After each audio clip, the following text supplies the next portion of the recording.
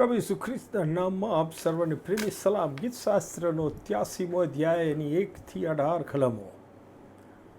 ઇસ્રાયેલ પ્રજા જે અનેક શત્રુઓથી ઘેરાયેલી હતી તે શત્રુઓનો પ્રભુ યહોવા પરાજય કરે તે માટે ગીતકર્તાએ કરેલી પ્રાર્થના ગીતશાસ્ત્ર 84માં વાંચવા મળે છે. ગીતકર્તા જે તર્ક વાપરીને પ્રાર્થના કરે છે તે એ કે ઇસ્રાયેલ પ્રજાના શત્રુઓ એ પ્રભુ યહોવાના પણ શત્રુઓ અને દ્વેષીઓ છે.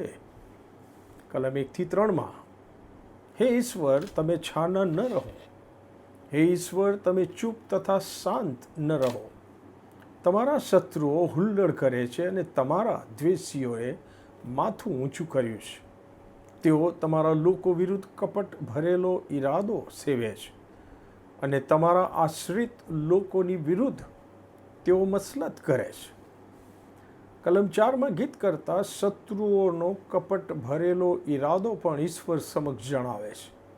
એ કહે છે, તેઓએ કહ્યું છે, આ શત્રુએ કહ્યું છે કે ચાલો તેઓ પ્રજા ન કહેવાય એવી રીતે આપણે તેઓનો સંહાર કરીએ કે ઇસ્રાયેલના નામનું સ્મરણ હવે પછી રહે નહીં.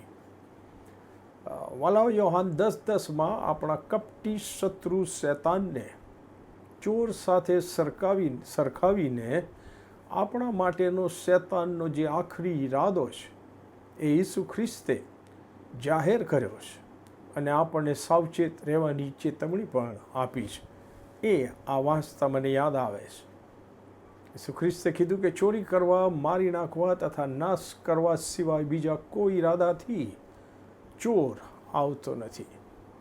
તેથી વાલાઓ, આપણી પોતાની આવડત અને અક્કલ પર આધાર રાખીને નહીં, પરંતુ પ્રભુ ઈસુની સહાય થકી જ આપણે શૈતાન શત્રુની સામે લડવાનું છે. કેમ કે 1 યોહાન 3 અધ્યાયને 8મી કલમ કહે છે કે શૈતાનના કામનો નાશ કરવા માટે ઈશ્વર પુત્ર ઈસુ પ્રગટ થયા છે. અને તેથી આ ઈશ્વર પુત્ર ઈસુ ખ્રિસ્તની સહાય માંગીને જ આપણે શૈતાન અને શૈતાની પરિબળોની સામે લડતા રહીએ. આમેન.